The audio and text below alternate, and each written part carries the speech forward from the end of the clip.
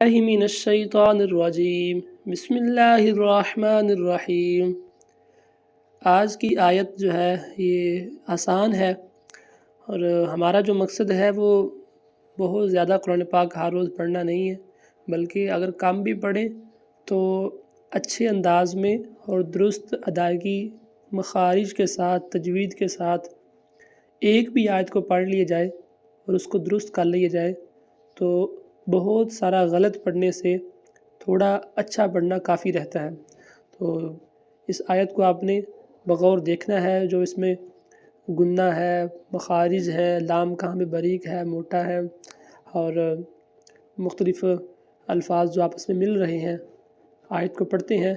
اِنَّا أَرْسَلْنَاكَ بِالْحَقِّ بَشِيرًا وَنَذِيرًا وَلَا تُسْأَلُ عَنْ أَصْحَابِ الْجَحِيمِ۔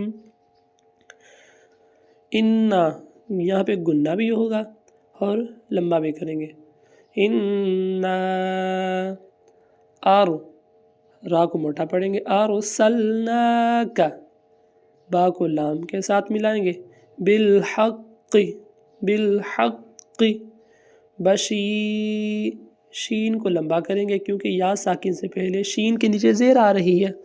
بشیرًا، دو زبروں کے بعد جب بھی واو آتی ہے تو وہ دونوں کی دونوں زبریں پڑھی جاتی ہیں اور گنہ بھی ہوتا ہے۔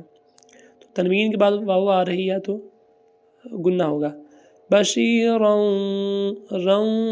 رَوْا، نذیرًا ولا، یہ جو اوپر لام الف لا لکھا ہوا ہے تو اس پہ وقف آپ نے بالکل بھی نہیں کرنا، کیونکہ اگر یہ آیت کے اوپر ہوتا تو پھر وقف کرنے اور نہ کرنے میں اختلاف ہے، لیکن اگر یہ آیت کے اندر آ جائے تو بالکل بھی آپ نے وقف نہیں کرنا۔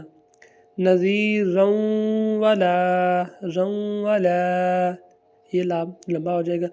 تسأل، سین کی آواز سختی کے ساتھ، تسأل، عن، عین کی آواز حلق کے درمیانی حصے سے، عن، عین نون زبر عن، صاد موٹا بھریں گے، اصحاب الجحیم۔